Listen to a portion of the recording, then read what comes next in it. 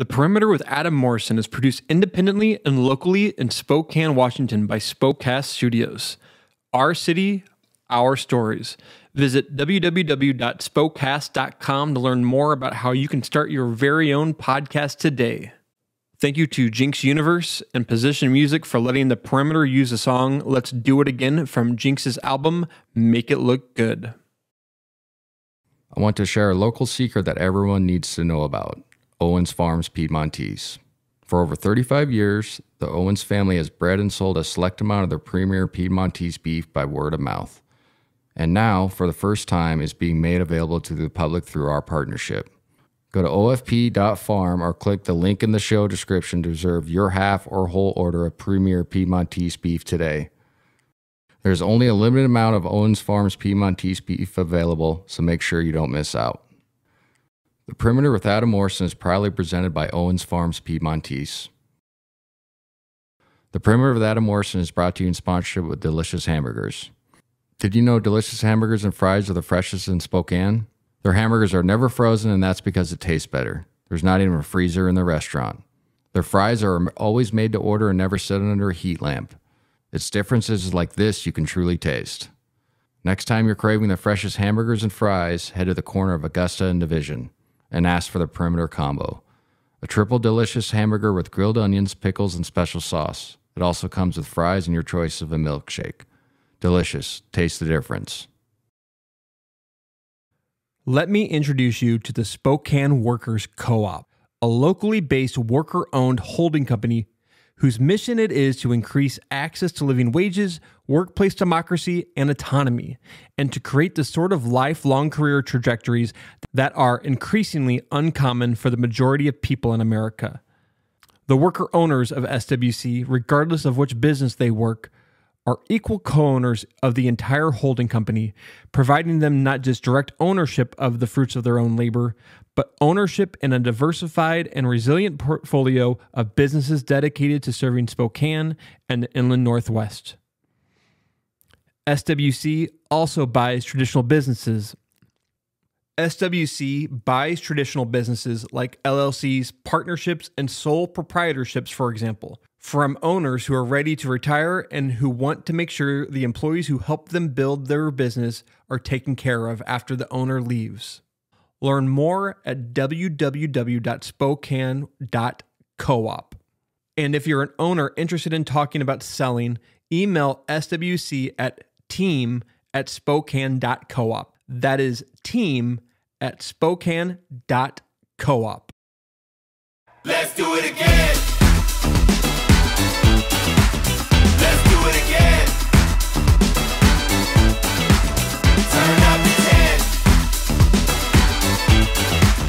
Let's do it again. Let's do it again.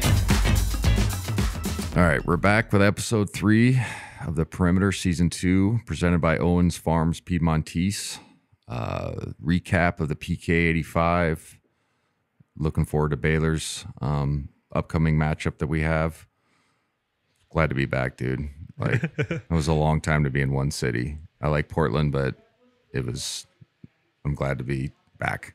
Yeah, you were, I mean, from Wednesday to Sunday night. Sunday night, yeah. That's a lot of hotel rooms sitting there and then wait until 7 p.m. to go drink beers. Like, it gets old pretty quick. I was going to ask, did you find any good places to go eat?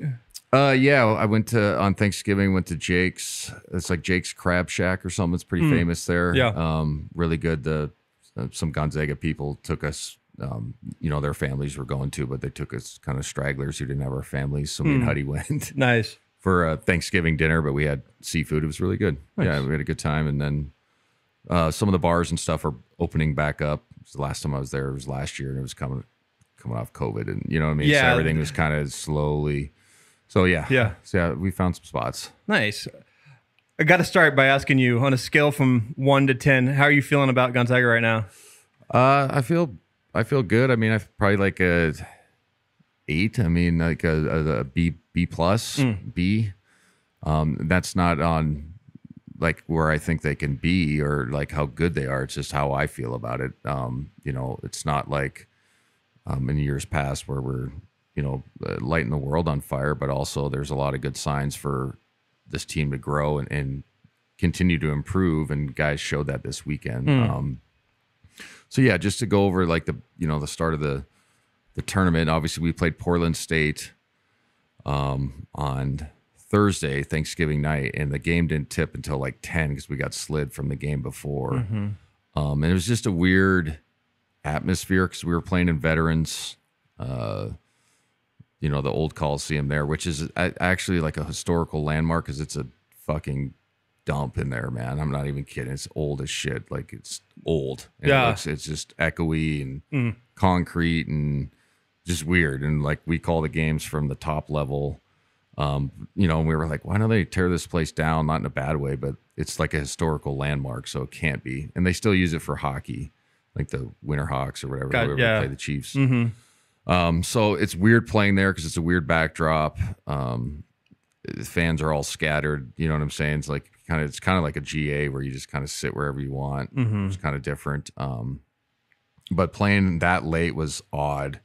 I was a little concerned going into it just from a fan's perspective, that we were going to be, heavy legs. Routine wasn't going to be there. Obviously, we didn't have like turkey dinner or anything like that. The players didn't. You know what I'm saying? You still do your game routine, but it's just moved back so much further, almost 4 hours to normal 6 o'clock start time. And then earlier in that day, Duke had issues with Portland. Was it? Yeah, it was Portland, and then Carolina had issues with Oregon State. You know what I'm saying? So like, it was like in the cards that this could be a challenge because Portland State was hungry. Really impressed with how our guys came out energy wise.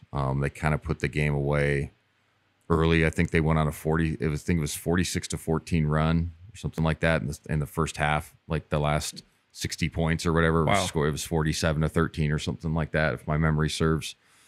So I was pleased with the effort. It was one of those games, you never tell your guys to look ahead, but they were probably prepping for Purdue or West Virginia those 2 days before, but still like, hey, this is what Portland State does. All right, let's do what these other teams do. And people don't realize you kind of have to do that in these type of tournaments. And everybody, conventional wisdom is like, well, you're teaching your guys, or you're putting it in their back of their minds to overlook a team. But if you're good enough and you're well coached and you have mature guys, which we do, that you can do that, but you have to do it. But you also, get worried a little bit about, the overlooking factor, or where you just give a team belief. I always say that you want to take away a team's beliefs early in those type of games, kind of remind them, they're good players. Obviously Portland State is trying to establish a basketball program. It's a great area for recruiting. You know what I mean? You can find diamonds in the rough. There's plenty of them in that state, but just kind of remind them you're in the big sky. You know what I'm saying? We're top tier, blah, blah, blah.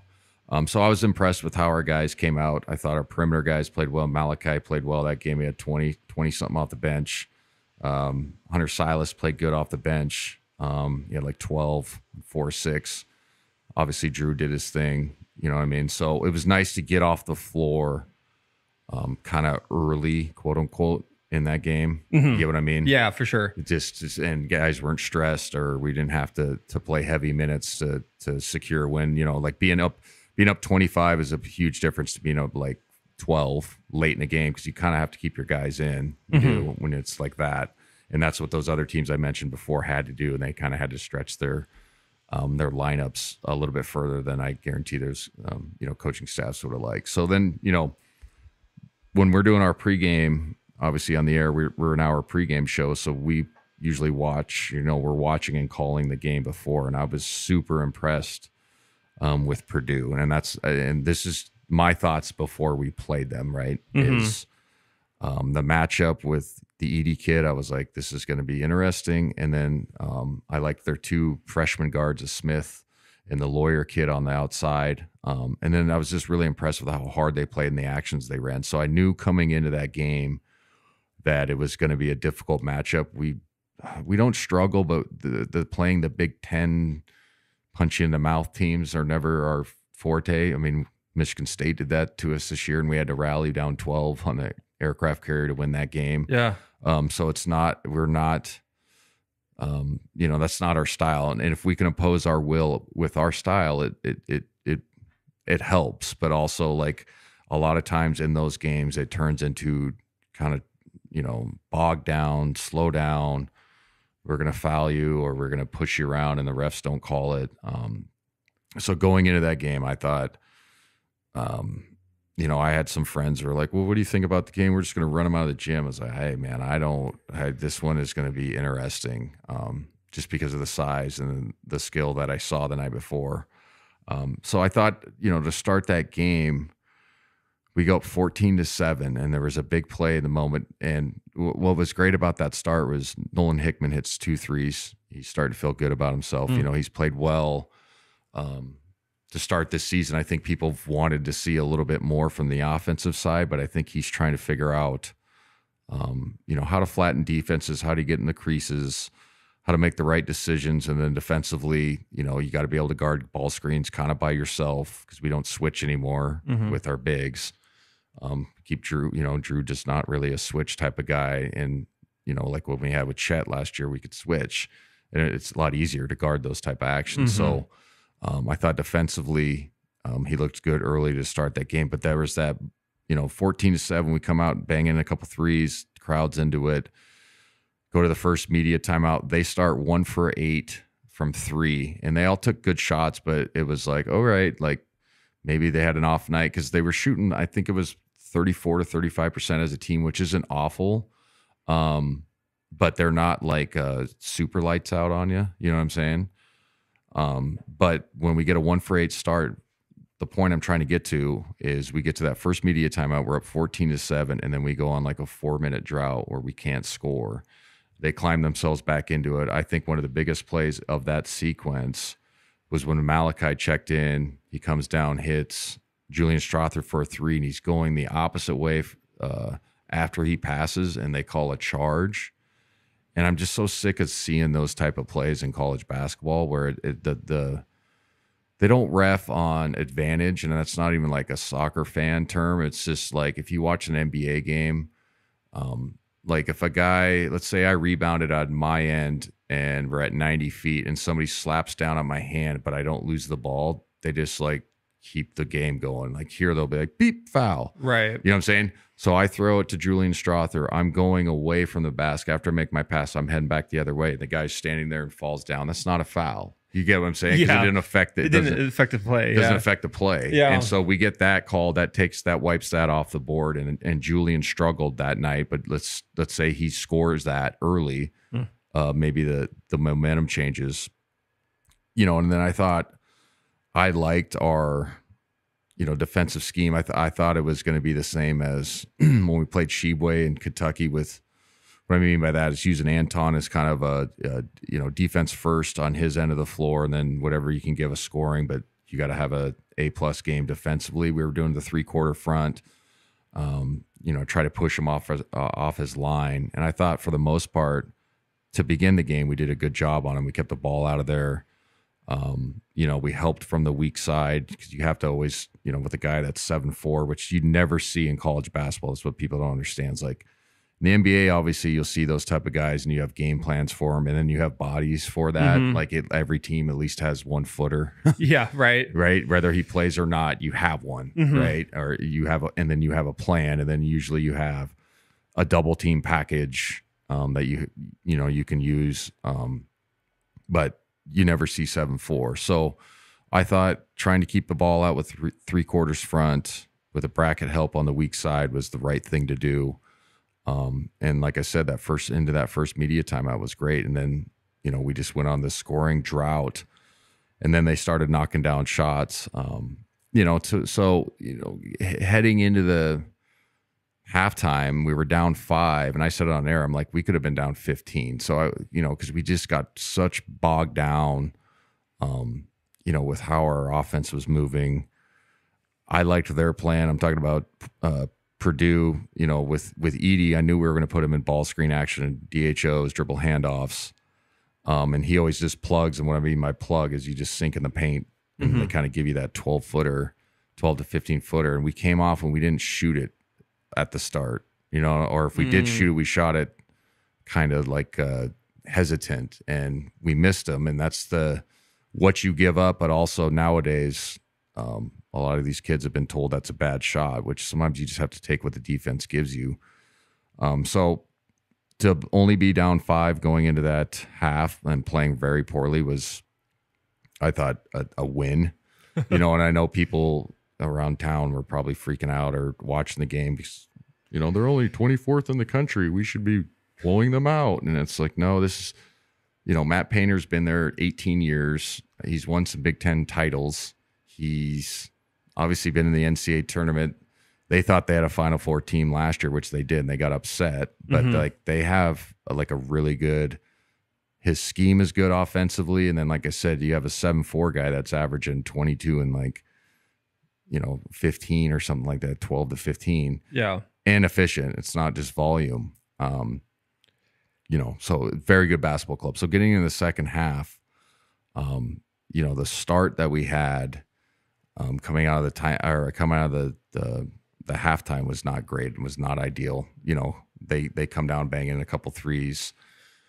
I mentioned earlier they go 1 for 8 from 3 to start the game. The rest of the game they go 9 for 18. You know what I mean? So if you look at the total box, you're like, well, we kept them to around 35 to 38% or whatever. There's like, well, the rest of that game they shot 50%. Well, that's why when you say we're lucky that we weren't down by 15 because they weren't hitting threes and they weren't making shots. Yeah. How difficult? It just when Edey went down, it just seemed like they just let him score. Explain the defense of what I know. What's Gonzaga doing there? To just let him score. As a layman, I don't really understand. It just looks like we're just giving up. What's going on there? So what you're trying to do is stand him up and get him off his normal catch, which probably be 8 to 12 feet around the block area. Okay, so you can stand him up, but obviously you can't dislodge guys nowadays, which is the right way to call it. And then we were doing a 3/4 front. That means it's not a chest front where it's full. You're trying to keep the ball out, but then if he catches, you can circle back and then guard him. But he's so big that he bounced down and went left shoulder, right hand jump hook the whole time. Yeah. And you don't see that. We have nothing to contest that anyway. We did start double teaming him, and I was impressed with him as a player. He found the open guy every single time. He never turned it over, so we had to get out of it. I think they hit 1 or 2 threes or got really good shots every time we doubled off him. We started doing that in the second half because I guarantee that was an adjustment we were trying to make. But he just was such a great force inside. We held him to 7 rebounds. I know that sounds funny, but he's 15 a game, right? Yeah. So we did a good job with him on the glass, but he ended up with 23 points, and I think he was 10 for 16 or something like that. So highly efficient. Moved better than I've seen a big, because he's 300 pounds too. Yeah, he's humongous. He's huge. You know what I'm saying? Big trunk and can move. The closest I've ever seen to a guy moving that well with that same body type, and I'm not comparing him to him, but it's Yao Ming. Yao Ming's a Hall of Famer. Yeah. An all-time great, right? And he moved like that, but Yao Ming was 7'6" and could shoot jumpers. But you get what I'm saying? But it's you first, oh yeah, this guy could barely walk and chew gum. It's okay, he can actually move, catch and finish, and it reminded me of that where your biggest defender looks like a midget or a small person, I should say. Yeah, you know what I'm saying? And it's just holy cow. There's not many former Zags that I could even think that could even guard someone like that straight up. Maybe Shimmick. Yeah, Shimmy would be the only one. That's a very good point. Because size-wise, because he's 300 pounds, but it's not, overweight or out of shape. It's just his natural, he looks fit. Yeah. And he's just big. So yeah, I was highly impressed with him. Obviously, he wasn't, the only factor. Like I mentioned, the 9 for 18. I thought the Smith point guard was excellent. If you look at our backcourt that game, Nolan Hickman has 15, plays fantastic. Probably one of his best games of the year. I think Julian Strother goes 1 for 6. Hunter Silas goes 1 for 5. Malachi goes 1 for 5. Our perimeter guys didn't play good that game. No. And they obviously understand that, but we didn't have a chance if they're not making shots and that type of deal. Rasheer Bolton was 4 for 12 that game, but it was the 3 makes that he caught up when he was at one time. I think 1 for 8 were late when the game was kind of out of question. So if your backcourt does that, and their backcourt was, I think they shot like 52% combined, and it was something like 13-1 turnovers. You know what I'm saying? Like they just played great, and there were 2 freshmen, like not supposed to play that good. We didn't really have a shot. The bright side to that is, I know this seems funny, but like they just did the same thing to Duke, and Duke's got bigger bodies as far as post game. So like you never really know at the start of these Thanksgiving tournaments, the start of the year, who really is the elite teams. You get what I'm saying? You find out, but like Purdue lost 3 starters from last year, so they were, well, they're going to be okay, but it's a kind of let's see type of year. They're a top 10 team, no question. And not just because they beat us, but like their lineup, right? And it's just what they give you offensively. They give you, like I said, like I mentioned, they can shoot the ball. They got decent athletes inside. The big kid, obviously, and they're Big Ten, so they play hard. You know what I'm saying? It's just ingrained. They play extremely physical. So that's a 2-3 or 3-2 or 1 seed easily. I mean, and that's not just because they beat us. They just put it on Duke as well. So, I think the fans watching that game, I know, are frustrated, as we all are, losing. But the way you lose, like for example, like last year when we lost to Duke, I don't think people were that upset because it was like a well played game. Both teams played hard, made runs. You know what I'm saying? Ball just didn't bounce our way. People get upset when we get blown out and kind of get pushed around like we did against Texas, and rightfully so. But that team has an entity that you don't see with a 7-4 kid. So, obviously, coming out of that game, for me, I always joke, like I'm upset for like 30 minutes and then I don't really care.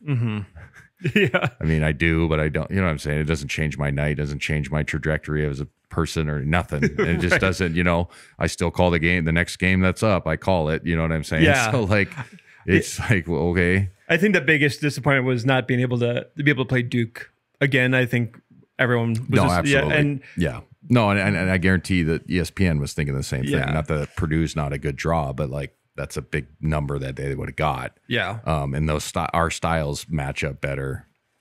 Styles make fights or whatever they say all the time, and our styles are similar. Yeah. So I think I understand where people's frustration comes from that standpoint, but I always get a little bit offended. And I understand where people talk about being a fan stands for fanatic. Yeah. But, like it's the end of the world if we lose to a team like that. And it's like, we'll never go anywhere. And it's just like, it's November, man. And we're playing there's Malachi's never played in this program. Okay. Nolan played last year, but he's stepping in for Andrew Nemhard. I thought Nolan played great this weekend, and we'll talk about the Xavier game after this, but like I thought he made a jump, confidence level, efficiency, not turning the ball over, scoring the basketball as well. You know what I'm saying? Like he made a jump. Yeah. Hunter didn't play a lot of minutes last year, so like his minutes actually matter.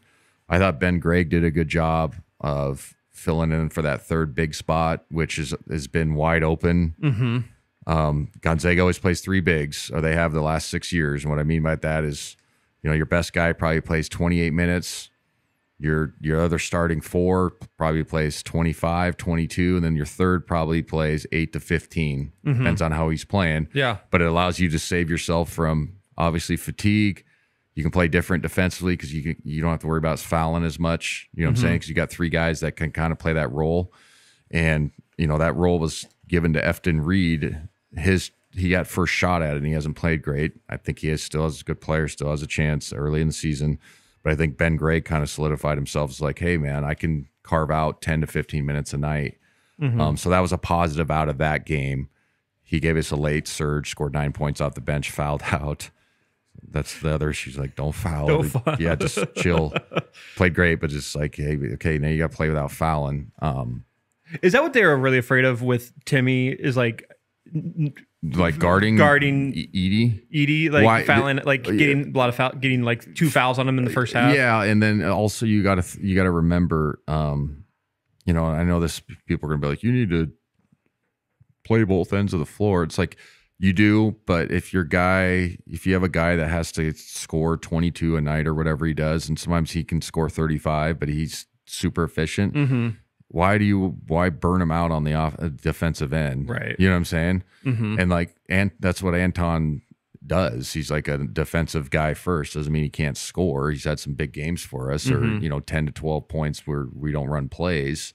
You get what I'm saying? But like that's why you have a Anton Watson, for him to go guard their best player and be kind of a gnat and an annoyance, and draw charges. Like, I mean, my years, like my last year, I was averaging 28 and I played 38 minutes. Like, I guarded the third worst guy on the floor because I could rest. Right. And it's true though. Yeah. Like, I mean, it even happens at the next level too. Like, I mean, you get into games and you watch series and you'll be like, why isn't Kevin Durant guarding Bradley Beal or whatever? And they're like, he's got to go score 30 to win this series or whatever. You know what I'm saying? So he's going to guard the other guy, and maybe he'll guard him half the game, but you know what I'm saying? So I think that's the thought process with Drew, and then in foul trouble, especially for bigs. And again, like, I love college basketball. It's a fun sport to watch, but some of these officiating are so bad, and it's not ever, and I don't even say it when it's Gonzaga versus somebody else. If you watch how we get a better whistle against some teams, like in the WCC, and it's just such ticky-tack or letter of the law that it takes away the flow. So then you have to protect against that too. You know what I'm saying? Yeah. It's like if you get Edey, you tell Drew, okay, Drew, keep him off his line, and let's say Drew extends just a little bit but doesn't displace him. Guy in the sidelines go, well, displacement, he extended his forearm, foul. And it's like the flow, no, you know what I'm saying? So you burn that foul with somebody else. But it is if you're watching the game and you're not as, I guess, astute to the strategy part, doesn't mean you don't know the game, right? That's kind of why you put him on their other guy. Yeah. You get what I'm saying? Yes. And then so, you can save his body, you can save his energy, for, the fight down the road. But it is interesting because if you're like, well, why wouldn't you put, 1A post versus 1A post against each other and let them match up? Like, I guess it's different too when you're playing a 7-4 guy. Yeah. Like it's not gonna happen. It's not gonna happen every game. No, exactly. And then like it's just like, okay, like, all right, but anyway, so on to the Xavier game. I know people obviously, like we mentioned, were upset a little bit that we didn't play Duke, but Xavier's a well-coached program. Sean Miller used to be at Arizona. Obviously, he's had some issues. Had to kind of didn't get fired, but had asked to leave that job. And we had a great series with them. It was early, or it was like 2014, 15, or 16, like the Wiltshire era. You know what I'm saying? Yeah, Wiltshire and whoever else was on those teams during Guinness. I can't even, you know what I'm saying? They all mismatch. But like we played there, and then we played them somewhere else, neutral, but like just some great games against each other because it was kind of the two best teams on the West Coast. I know the UCLA fans will argue, but not at that time. But like these are the two powerhouses on the West Coast for like recruiting. Yeah. So there was a mutual respect, but there was also like some bad blood between the two coaching staffs because there was, you're recruiting the same guys. Yeah. And we're not. When I say we, I was right. Let me make sure I say this the right way, but like they were doing improper things. Yeah. And when you're recruiting against that, it's hard to be like, yeah, man, you can choose there too without being like, but they are, and maybe down the line, you might get some wins vacated, or you might be able to go to a NCAA tournament kid, as you're talking to a kid, but also it's like you don't throw people under the bus unless you know for sure. So it was always like a funny relationship. Yeah, so, for sure. So when we got Xavier, I kind of chuckled because I was like, oh, this because they know they're really familiar. They run the same stuff, similar actions. So I was like, oh, this is gonna be a good game. Yeah. And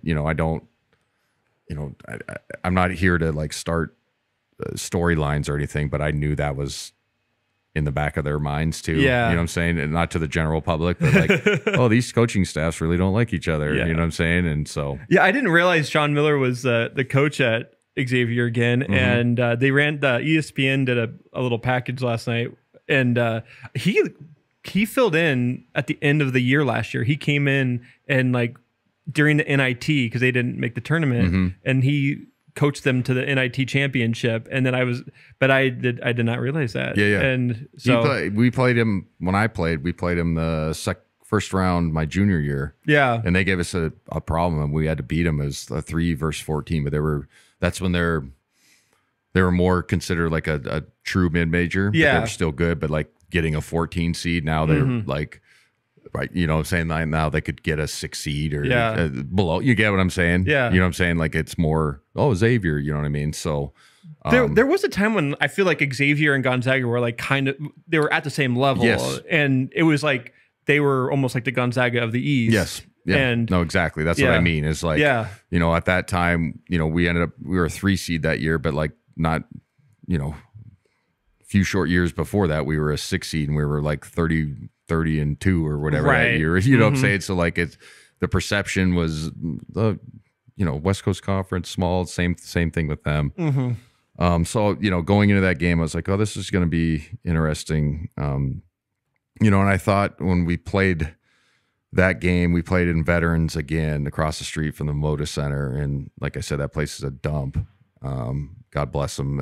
And people from Portland will be mad and whatever. I've had people like Dan Dick. I was like, oh, it's where I watch Portland Trailblazers game. Like, it's still a shithole. Doesn't mean it doesn't take your memory away from, but it's like, it's just old. It's just super old. Like, and it echoes. It's just bad. Yeah. And it was at 4:30, and everybody's kind of like, not us, not the team, but like you can just feel the atmosphere, and you're like, all right, guys, this is gonna be interesting to see like how these kids show up. And Coach Fee always does a good job to, you know, get everybody going, and then that's player led too as well. Like we know Drew Timme, his experience, Julian Strother, obviously was Shear, to not let your guys do that and understand like, hey, we can still get some value out of this tournament. It's not always win or bust. So, you know, going into that game, they run similar actions of what we've done in the past. What I mean by that is dribble handoff with, you know, a late duck in with that big kid Nunji, who's a good player, ended up having 25 against us. Interesting, if the hardcore Gonzaga fans, they had a kid that was freshman of the year, Sully Boom from San Francisco like 5 years ago, and I was like, man, I recognize that dude. And he's like, oh yeah, he played at San Francisco. It's just crazy. It's like still playing college basketball, you know what I mean? With the COVID rules, you get an extra year. Yeah, the COVID rules, yeah. And he's Hooper. He had a good second half. Didn't play great. So going into that game, I was like, this is actually a chance to, you know, get back to like having a high scoring, skilled first type of ball game, and that's what it turned out to be. I mean, our guys did a good job there in the first half of kind of, you know, playing open. I thought Julian did a good job after starting 1 for 5. You know, I said it on there. Sometimes when you start slow, because he was 1 for 5 or 1 for 6, I mentioned it in the Purdue game. And, you know, as a player, you try not to, you know, start counting, but you're like, shit, I'm 2 for 10, my last 10 shots. Like, I better fucking make one of these. Yeah. Did that go through your mind when you try not to, but like you're not dumb, right? You know what I'm saying? You're like, well, I haven't made one, you know. So like it can get to where, you know, you get a swing, you get a wide open, and it creeps into your mind. So the play that he got a drive and kick by Nolan, who played fantastic that game as well, for a wide open 3, went down, and then the very next play he got that lob dunk. Got him going, you know what I'm saying? Yeah. And I said on there, and it's not just pat myself in the back, it's like, as a player, sometimes if you're struggling, go get a back cut, go push a guy in the back, get an offensive rebound, cherry pick, just to see one go in, get the foul line. I know it's so cliche, but it's so true. Like, trip a guy, you know, like hold his jersey to get an offensive rebound and put it in, and then, you know what I mean? Like, you can get yourself out of a slump by just seeing one go in. So I thought the first half was great. Both teams played good. It was, you know, up and down. You know, it's you know, it was one of those where we were rolling first half, but I knew they would make a run. And I know it sounds funny, but they were too skilled, is what I'm saying, of a team to not have that opportunity. Starting the second half, I thought we started flat. to be honest, a little bit kind of on our back foot. You know, and then they made a run to get back into the basketball game, to get it within 5 or 6. There was a stretch there that they went 11 for 15, and they just kept making shots. And they were, you know, closely contested. They weren't, you know, wide opens or defensive breakdowns like in the Purdue game. I think a lot of the Purdue game too was we had a lot of like bad breakdowns on screen and roll actions, tagging the roll, or like some of it was like, fuck, this is bad. Like late, you know, just being dumb, not contesting the right way, you know, not reading the scouting report. Like, hey man, this guy, he shoots 2 a game and he's shooting 42%. Like he can make them. He doesn't shoot volume, but he can make them. And if you dare him, he'll make them, you know, especially when the team's rolling. So I thought when they took that 6-point lead, our guys did a good job of kind of refocusing, because it was, I think it was about 6-7 minutes left in the second half when they took that 6-point lead, and then Julian hit that big time 3 when they went under on a, you know, kind of ball screen on the top, which is a big time mistake on a player like him. You got to go over every single time and make him put it on the floor and try to score inside. Knocks down that 3. We get a scramble rebound, get another possession. There's an end of the clock, same situation. He hits another deep one. Then we're right back into the basketball game, only down 1. And then we, you know, took control of it the rest of the game. But our guys made winning plays. I thought Ben Gregg, again, did a good job coming off the bench. Had a couple tips on rebounds. I know it sounds funny, but like made plays where guys, you know, that show up and don't show up in the stat book. You know what I'm saying? When you're watching film or you're figuring out minutes, like, well, if I put him in, at least he's going to, you know, get his hand on a ball and get us an extra possession or dive on the floor. All that stuff matters. So I thought he did a good job. Drew obviously did a good job of getting to his 22, only had 4 in the first half, but he scored 8 in a row, started the second half, you know, literally 4 for 4.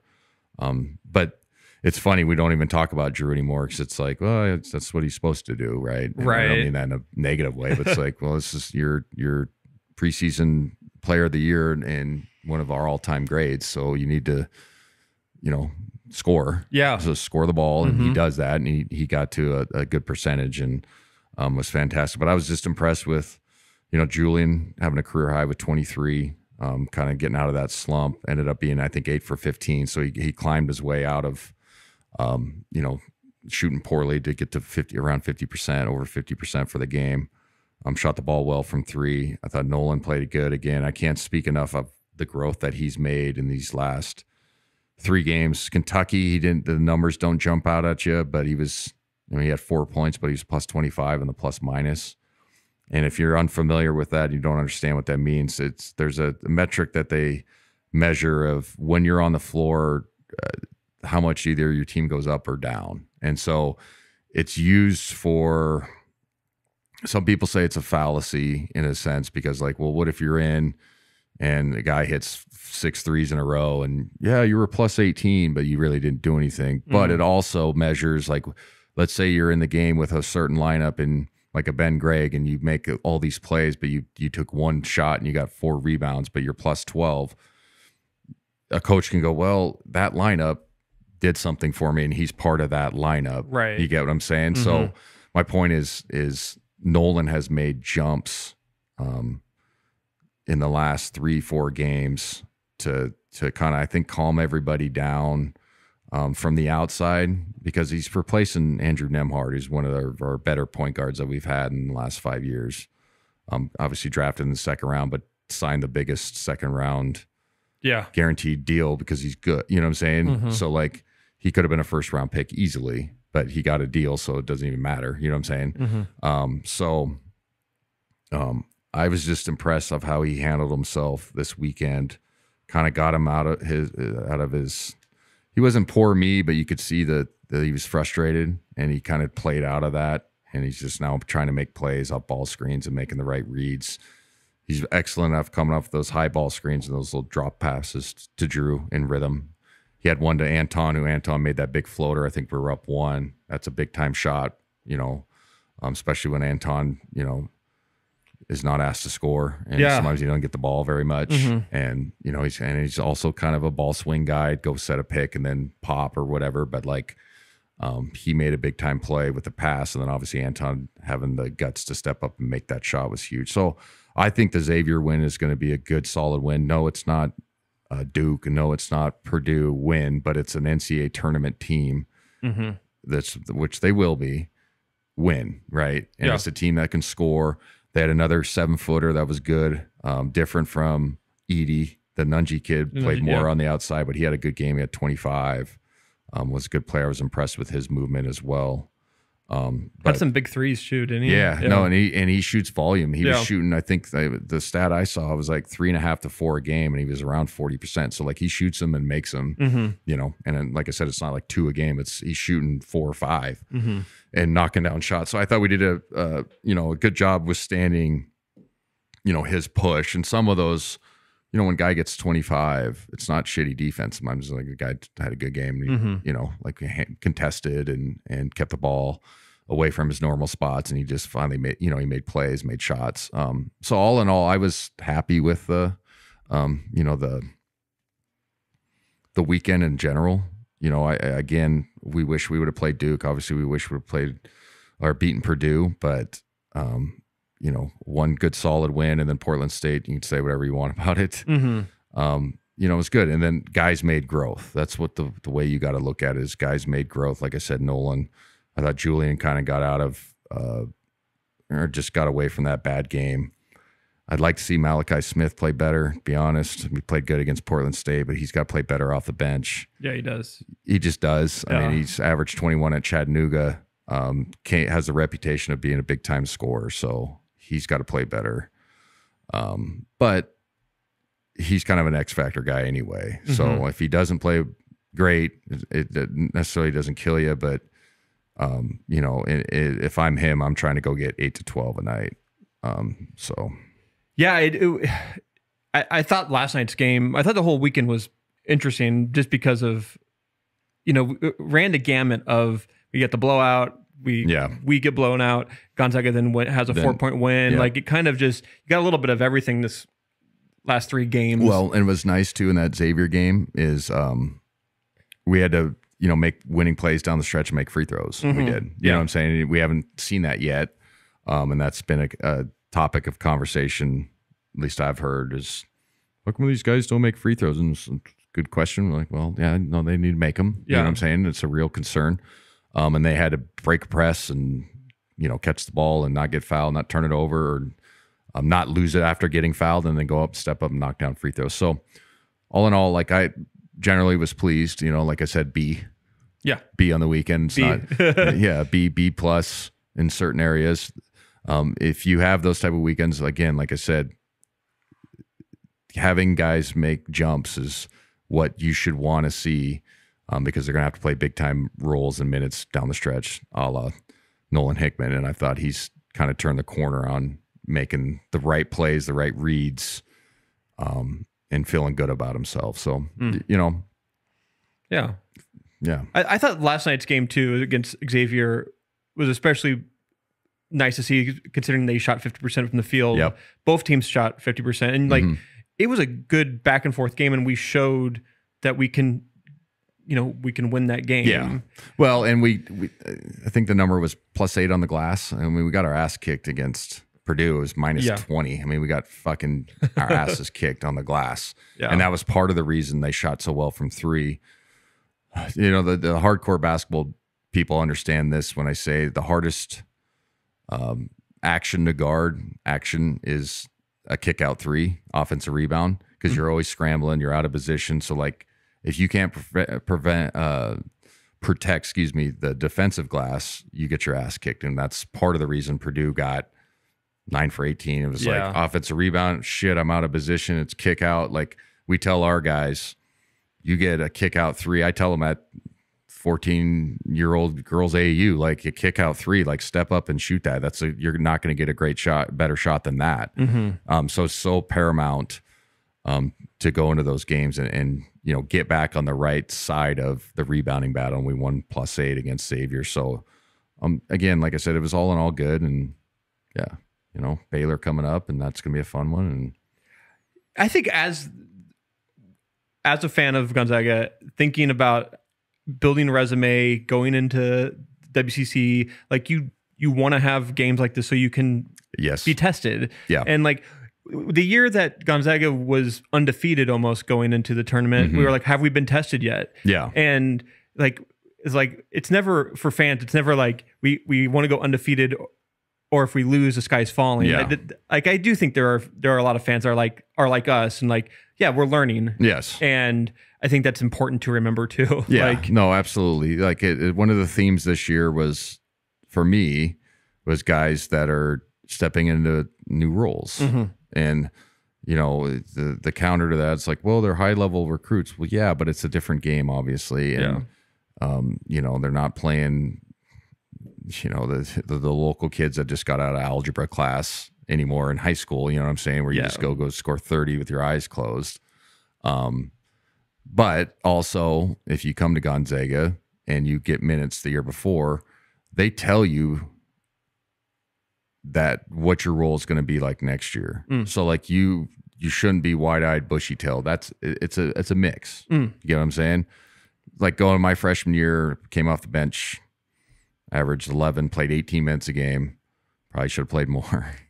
Anyway, I knew going into my sophomore year, I was going to be on the floor for 29 to 35 minutes, and they were going to throw me the ball, but I better be ready to fucking put the ball in the basket. I averaged 19 that year, but I knew you better be efficient. You know what I'm saying? Yeah. And you're going to get all the chances in the world, but that summer, you better prepare yourself going into that.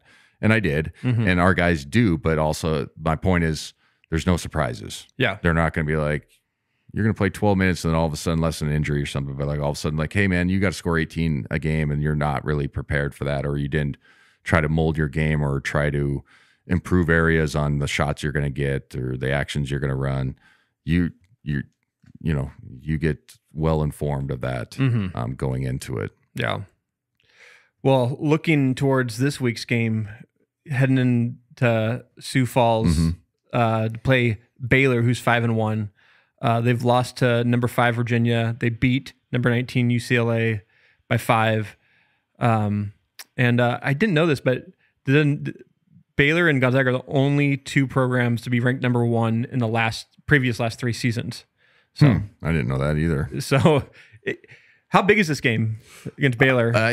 Obviously, you know, the storyline will be the championship game that we lost a couple of years ago. So that's going to be on everybody's mind. I think it's another opportunity to add to the tournament resume. And it's another opportunity to play a Power 5, try to punch you in the mouth team.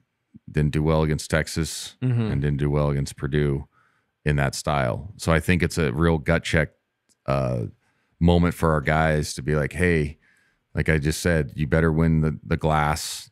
They think you're soft, you know, those type of deals. They're going to push you on your cuts. You're going to have to fight for every inch to get your catches at 19.9 instead of 25 feet. All that stuff I talked about in the first episode of the Texas game or whatever. You know what I'm saying? Yeah. So like it's a real opportunity for us. Not only is to win, you know, have a tournament like win or a team that you know is going to be good and make the tournament, sort of Ken Palm and RPI, but also like a core group, like feel good about yourself that you can go out and play that style of game and beat those type of teams, which we can. It's not like foreign to Gonzaga, right? Yeah. It's just we haven't performed it well this year. In years past, we've blown those teams out because we just outran them. You know what I'm saying? So like, I'm not saying that as oh, we've never done this. Yeah. 2022 is what I'm saying. You know what I mean? So it's going to be interesting. It's in Sioux Falls. I have no fucking idea why the game's there. It has to be. I mean, no clue. It must be some deal that the NCAA or Gonzaga did with that, because they played a game there 5 years ago. Yeah, I forget against two. I heard it's a good facility, but I'm just like, Phoenix or Vegas, please. Just for our fans. I'm not even talking about for me, but like it's just like Phoenix or Vegas. Like, and if you're a Baylor fan, they're thinking the same thing. Like, oh, I can take a nonstop to, you know, everybody gets a nonstop to Phoenix or Vegas. I mean, every airport in the planet, probably has one of those, right? Yeah, I'd be curious to know how many Gonzaga fans from Spokane will be traveling to Sioux Falls to see this game. That's going to be interesting. I mean, it was interesting in Portland. You know, you'd think that we draw there, and we always have good fans. That's not what I'm saying, but it was a little bit lighter than I thought this year. Just as a whole tournament. I don't know if it's the venue. Some people were saying the Oregon State game on Saturday, you know, that for some people that wipes out their fun budget, which you get, you know what I'm saying? Like if you're bringing a family, you got to make a choice. Yeah. I was like, well, okay. I heard that they were giving away those tickets last night. And so it was the vibe in that. I mean, you could feel the vibe just watching it on TV. Like it was quiet. You know, there were some Zag fans there. So when they were going on runs, you could kind of hear a little bit, but it was still very, very quiet. Yeah. So. Yeah. Well, and also too, you know, Sunday, and I get it. Like it's Sunday of Thanksgiving weekend. Like it's time to get home, guys. You know, work and school starts back up and all that. I get that. So yeah, I wasn't disappointed, but I was kind of not shocked. I don't know what the correct term is, because it was like, well, it is Thanksgiving weekend. Yeah. It is big event. You know, sometimes when you go in these big gyms and it's also like, well, shit, when you go to these massive places, it's more full than you know, the tent's better than you think. Yeah. But also I was like, it's a little bit light in here, like echo, you know, and you can kind of hear the calls from the bench. Normally you shouldn't be able to hear them. You know what I mean? You know what I'm saying? Like, okay. But I think the Baylor game is going to be a great opportunity for us to, like I said, play that style and see how we fare.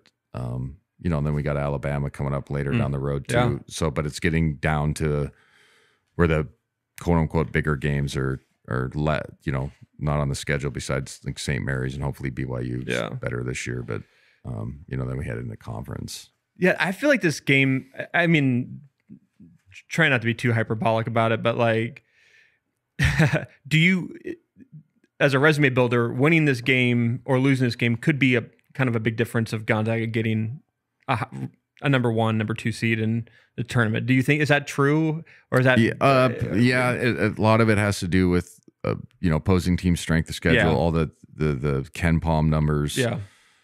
So you know, as the February starts to happen, you can kind of get a better feel on what your early wins mean. That makes sense. Yeah. So like, if you're a Gonzaga fan, you should be rooting for Michigan State. You should be rooting for Texas. You should be rooting for Purdue the rest of the year, and Xavier. Yeah. I mean, all the time. We do it in conference. Like, we want St. Mary's to be undefeated when we play them. And then when we beat them, we want them to win the rest of the games until we get to the conference tournament. And then we beat them again. You know what I'm saying? But like, it's like, go Gales all day, you know? Yeah. So yeah, I'm basing that off of Baylor's going to make the NCAA tournament. They always do. And Scott Drew, he's a great coach. So like, you just have to bank that game is going to help you down the road unless something crazy happens. Right. So yeah, it'll help us, you know, resume wise. That makes sense. Yeah. Staying in a WCC, I have to ask, did you have an opportunity to watch the Portland Pilots this weekend? I did. What is your opinion on them? They're playing really good. They've won some. I mean, they beat Villanova. Yeah. They played UNC tough. And then they almost beat Michigan State last night. Yeah. No, Shante Liggins coaches those guys hard. They play hard. It's the second year there, so I you know, you can tell that there's a cohesiveness to their group and some understanding of how they want to play. That's all I'm going to say. Okay.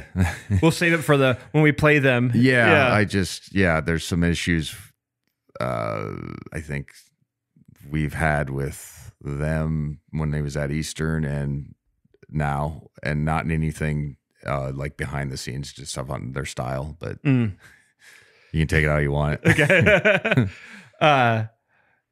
So some Gonzaga questions. I wanted to ask, who is the biggest X factor on Gonzaga right now? It's a good question. I think first off, no question, like Anton, when he plays well, we play better. When he gives us 8 to 12 points a game and he's flying around like the Kentucky game, he was phenomenal. You know what I'm saying? Played 38 minutes. did a good job against Sheway. Sheway still got to his numbers, but he took him out of the game early. You know what I'm saying? Mm-hmm. So I think Anton is the first obvious answer, and he has been the last 3 years.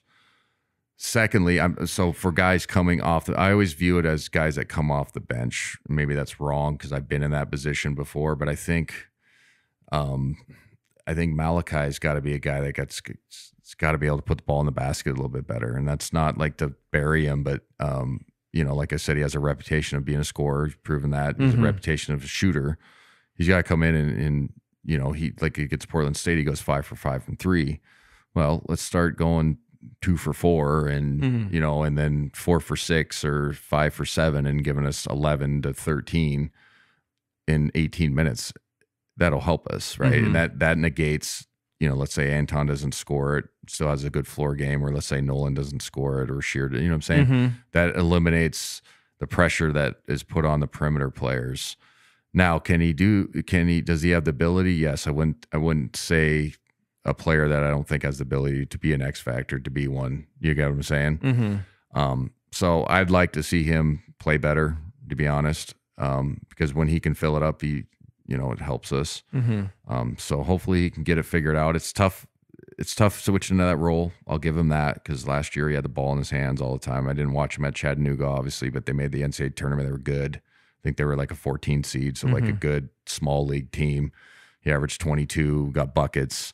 Now you're coming off the bench cold, and that it's hard when you don't just throw you the ball and go, okay, you can shoot pull-up jumpers, and it's like you kind of have to run what we do. So I think he's still trying to figure that out, but he can be an X factor. He puts the ball in the basket. Last question before we end the show. Is this team going to ride and die by the 3 all season? No, I don't think so. I think it obviously helps when we make them, and there's a thing called effective field goal percentage, and so it's a weird kind of math equation, per se, is the best way to describe it. So like if you shoot 50% from 2, but you shoot like 38 to 41 or something like that from 3, it ends up being like 50% on the attempts that you take. So the thought process in the last 10 years, not just at Gonzaga, but in basketball as a whole, is shooting a lot of threes. If they're good shots, not a bad thing. Because some nights, let's say you go 10 for 30, but you still get 30 points out of it. You only shot 33% or whatever the hell it is. But if you look at the effective, you're probably shooting 45% from the field. So it's not terrible. Right. So, but you're right. Like Purdue, we shot it like dog shit from 3 and we look bad. But look at the Xavier game. We were, struggling, and then we just go bang, bang, bang, and then we were back up and then back in control of the game. They're such dagger shots. But look at our personnel. Like Nolan's a 3-point shooter. Not necessarily like come off pin downs, but like ball screens or swings. Julian, that's what he does. Rasheer is kind of what he does. Hunter's gotten better at. He's not a volume shooter. Anton can make an open 3. So I get people's frustration, but that's the way the game is, man. Yeah. And if you look around the country, people shoot a lot of threes where 10 years ago you get subbed out. And it's just a different game, like it or not. It's here to stay, right? Yeah, I think Steph Curry changed all that. Yeah, right? Exactly. Steph Curry absolutely changed the whole deal. And then if people follow suit. Yeah. And it's not like that's the only way to win. Right. Absolutely. But also I can counter that, be like, we don't just shoot fucking 3, we throw it to the best post in the country. So like a lot of times people argue like we play kind of slow because we throw it into Drew and he gets into his shit, but it's slow. You know what I'm saying? So I can counter that one easy. For sure. Well, it's about all the time we have. I have one final question. I want to re-ask a question from last week because I wrote it wrong. Oh, okay. Someone was asking you, it's from Welcome to the Fist Fight. He wanted to know, how was your game in junior high? Like, obviously you're probably a really good ball player all throughout, but like, was there, what was a junior high Adam Morrison playing basketball like? Well, you shouldn't just all threes? No, I wasn't a great shooter from 3 because, again, we didn't play. Like, I was a mid-range kid, you know, I guess. And I was always a little bit taller, so I could, shoot like step backs and stuff Right. at that age. I mean, not like crazy, but like for 7th, 8th grader. Yeah, and I was like I scored. I mean, I scored my whole life, and that's not even trying to be Right. weird or anything, but I just did. You know what I'm saying? Like growing up, like I was kind of just, my dad was like, you need to score. All right. You know, like, Yeah. it's just how it was. So yeah, my game was good. It was good at YMCA too. So if you want to ask that too. It's just like- My kid plays in the YMCA, and they do this thing where they just take the ball down, and then he always passes. I'm like, dude, just shoot the ball. shoot it, Just yeah. shoot it. Don't even pass the ball right now. You can learn to pass later in life. It's so true. My son is 6. You know, he had a game where he had 14. Of course, I'm the only one counting. And That's you know, his mom's like, "You should pass more." I'm like, "No, should not." And we have another kid on his team that had a game like that where the kid probably had 18, wasn't passing, but he was scoring, and his dad was like, and I just walked over, was like, "Dude, don't. We'll teach him later. Like, don't. It's not being selfish, but like, you never take away a scorer's mentality because you can't teach it. So if they have it, you figure out how to pull the reins back at the right times. But at this age, like, go score. So yeah, it's fun. But yeah, thanks for doing the recap episodes. It's great to bounce the ideas off you. And thanks to our sponsors. We'll have the Baylor recap, then we'll go into some of the meat of our UW game that's coming up, and the actual home games coming up, and then obviously Alabama, and then we got Killian Tilly coming on later down the road into one of these episodes. Yeah. 3-2 interview, so it's gonna be fun. So appreciate everybody coming on. Thanks to the sponsors. Yeah. Let's do it again. Let's do it again. Turn up the 10. Let's do it again. Let's do it again.